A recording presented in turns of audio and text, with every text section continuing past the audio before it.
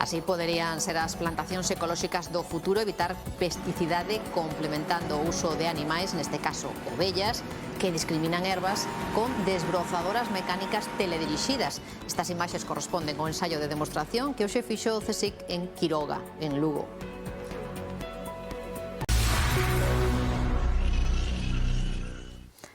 Un proxecto do Consello Superior de Investigacións Científicas do CSIC está ensaiando en Quiroga, no sur de Lugo, técnicas innovadoras para o control da vexetación en cultivos de vides e oliveiras sen pesticidas. O estudo analizará o uso de ovellas e desbrozadoras mecánicas teledirixidas. Unha desbrozadora dirixida por control remoto para manter a raya a vexetación baixo as oliveiras ou o uso de ovellas que pacen a erva pero non os cultivos.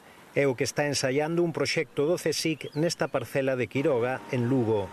Es un proyecto cofinanciado por el Gobierno de España y por la Unión Europea que nos permite desarrollar nuevas técnicas para evitar el tema de uso de pesticidas y herbicidas en zonas rurales con nuevos métodos. Para que as ovellas só se alimenten da vexetación do chan e respeten as oliveiras ou as vides, os científicos indúcenlles unha aversión a estas plantas.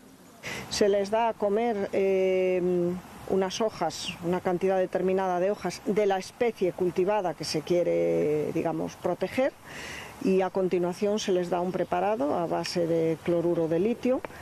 Y bueno, lo que hace es como crearles, como si le cogiesen asco, en este caso a las hojas de olivo. Sí. Procurar maior rendabilidade e sostibilidade nun contexto de man de obra escasa nos labores rurais son algúns dos obxectivos.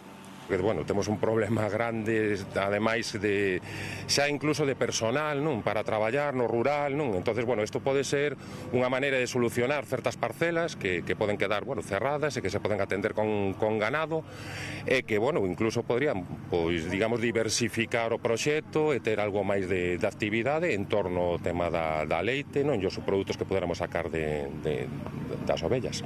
Este proxecto liderado polo CSIC cun orzamento de máis de 600.000 euros tamén se desenvolve en Asturias, nos cultivos de rosa en Cangas de Narcea.